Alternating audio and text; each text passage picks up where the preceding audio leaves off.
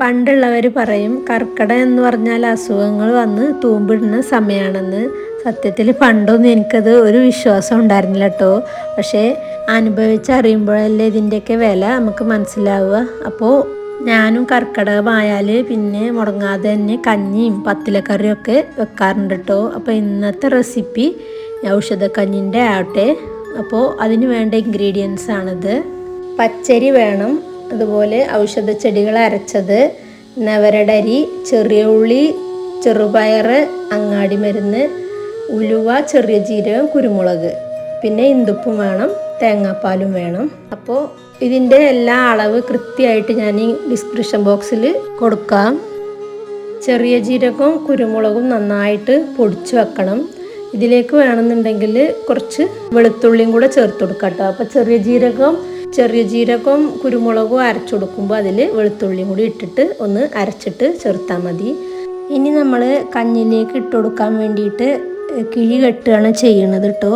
അപ്പോൾ ഒരു പാത്രത്തിലേക്ക് ഒരു വൃത്തിയുള്ള തുണി വെച്ച് കൊടുത്തിട്ട് അതിലേക്ക് ഞാനിവിടെ ഉണ്ടാക്കിയിട്ടുള്ള ഔഷധക്കൂട്ടുകൾ ചേർത്ത് കൊടുക്കുന്നുണ്ട്. ഒരു 3 ടീസ്പൂണാണ് ഞാനത് എടുത്തിട്ടുള്ളത്. അപ്പോൾ അതിൽ ചെറുള, കുറുന്തോട്ടി, ഉഴിഞ്ഞ, മുക്കുറ്റി ഇതെല്ലാം നല്ല തൊലിയും വേരും ഇലയും ഒക്കെ പാടെ കൂടി അരച്ചെടുത്തതാണ്. അപ്പോൾ ഇത് നല്ലപോലെ കിഴി കെട്ടിയിട്ട് ഇതങ്ങനെ ഇട്ട് കൊടുക്കുകയാണ് ചെയ്യുന്നത് കഞ്ഞിയിലേക്ക്. ഇതിൻ്റെ നീര് പിഴിഞ്ഞിട്ട് അങ്ങനെ കഞ്ഞിയിലേക്ക് ഒഴിച്ചു കൊടുത്താലും മതി കേട്ടോ. എങ്ങനെ വേണമെങ്കിലും ചെയ്യാം.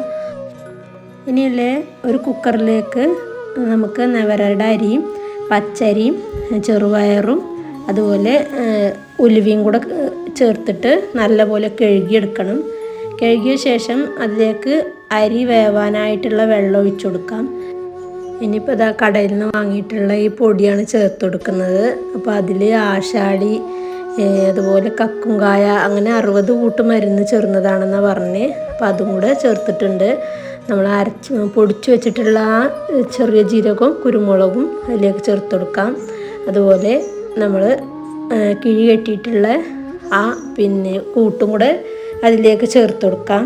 ഇനിയിപ്പോൾ അതാ ഇന്ദുപ്പാണ് ചേർത്ത് കൊടുക്കേണ്ടത്. ഇതിലേക്ക് നമ്മൾ സാധാ ഉപ്പ് ചേർത്ത് കൊടുക്കാൻ പാടില്ല കേട്ടോ, ഇന്ദുപ്പ് ചേർത്ത് കൊടുക്കണം. അപ്പോൾ അതും കൂടെ ഇതിലേക്ക് ചേർത്തിട്ട് നമുക്കിത് നല്ലപോലെ ഒന്ന് വേവിച്ചിട്ടെടുക്കണം. തീ കുറച്ച് വെച്ചിട്ട് വേണം ഇത് വേവിച്ചെടുക്കാൻ. അപ്പോൾ നല്ലപോലെ വെന്ത് വന്നിട്ടുണ്ട്. അപ്പോൾ ഇതാ ഇതുപോലെ വന്ന് വെള്ളമൊക്കെ ഒന്ന് വറ്റി വന്നിട്ടുണ്ട്. അപ്പോൾ നമുക്കിനി ഈ കിഴി ഇതിൽ നിന്ന് എടുത്ത് മാറ്റി കൊടുക്കാം കേട്ടോ. ഇനിയിപ്പോൾ അതാ ഇതിലേക്ക് തേങ്ങാപ്പാലും കൂടെ ഒഴിച്ചിട്ട് ഒന്ന് ചൂടായി വരുന്ന ടൈമിൽ നമുക്ക് തീ ഓഫ് ചെയ്യാം. ചീനച്ചട്ടിയിൽ നെയ്യ് ഒഴിച്ചു കൊടുത്തിട്ട് ചെറിയ ഉള്ളി അരിഞ്ഞതും കൂടെ ചേർത്ത് നന്നായി മൂപ്പിച്ച് കഞ്ഞിയിലേക്ക് ഒഴിച്ചു കൊടുക്കാം കേട്ടോ. അപ്പോൾ നമ്മുടെ അടിപൊളി കർക്കിടക കഞ്ഞി ഇവിടെ റെഡിയായി. കർക്കിടക മഴക്കാലത്ത് ശരീരത്തിന് പ്രതിരോധശേഷിയും ആരോഗ്യമൊക്കെ നൽകാൻ വേണ്ടിയിട്ട് മികച്ചൊരു ഔഷധക്കഞ്ഞിയാണ് കേട്ടോ ഇത്.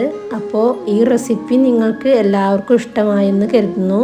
ഇതുപോലെ നല്ല വീഡിയോകൾക്കായി ചാനലൊന്ന് സബ്സ്ക്രൈബ് ചെയ്യാനും വീഡിയോ ലൈക്ക് ചെയ്യാനും നിങ്ങളുടെ വിലയേറിയ കമൻ്റ് അറിയിക്കാനും മറക്കരുതേ. അപ്പോൾ ഓക്കെ, ബായ്.